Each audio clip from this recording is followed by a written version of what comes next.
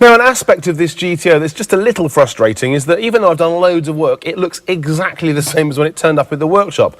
And unfortunately, my next job is the same again. I've got to fix the dashboard, I've got to sort out the fuel gauge and the rev counter, and once it's done, I bet you won't even notice. Why do broken dials often get left as they are? Well, here's why. To remove and inspect them usually involves dismantling of the binnacle, disconnection of the wiring, and often means taking the dashboard apart completely.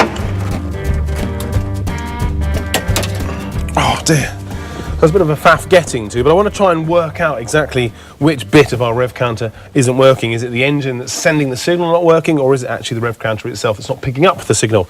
I've managed to isolate the wire here that comes from the engine. This is the feed wire. What I'm now going to do is connect it up to an oscilloscope. So I've got two probes. Obviously one of them goes on to the actual feed itself, or the wire itself. The other one goes on to earth, and I'll use the back of the stereo for that. So straight away you can see some pulses, which is a good sign. So you can see when the revs are low, we get a short number of pulses per second. As I increase the revs, as you'd expect, you get more pulses per second. I'm back off again, and then the pulses go away. So we know for sure that we are definitely getting pulses from the engine, so all that's fine, so it must be our tacho that is at fault. So the tack is dud, but what about the fuel gauge? That doesn't respond to voltage at all, and it's completely dead. Looks like I need to go shopping. Online I saw some retrofit dials for $150, as the original items aren't available. So in this box we have, look at that, a nice new tacho, also a nice new fuel gauge.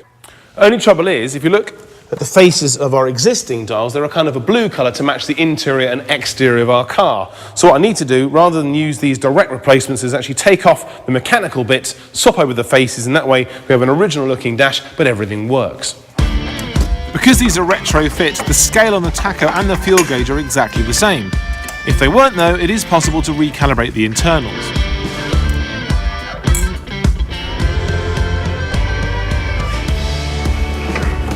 Right, before I go any further with the rebuild, all the wiring's done, so let's just see and make sure everything's actually working. So here we go. Straight away, we've got our fuel gauge jumping into life, as is the rev counter. Look at that, awesome, job done.